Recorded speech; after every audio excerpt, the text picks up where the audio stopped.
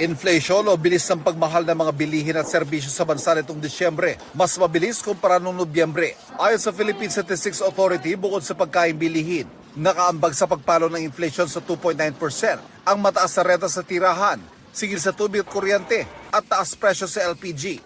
3.2% naman ang inflation rate sa buong 2024, na ayon sa PSA, ay pasok sa target na 2 to 4% at mas mababa kaysa sa 6% sa buong 2023.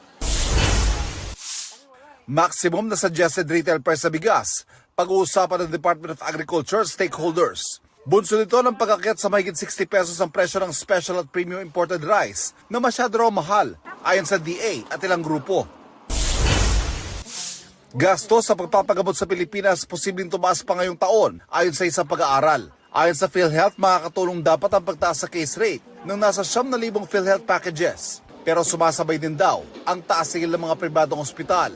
Kaya pinag-aaralan daw nilang magtakda ng ceiling price na pwedeng sigilin ng pribadong ospital.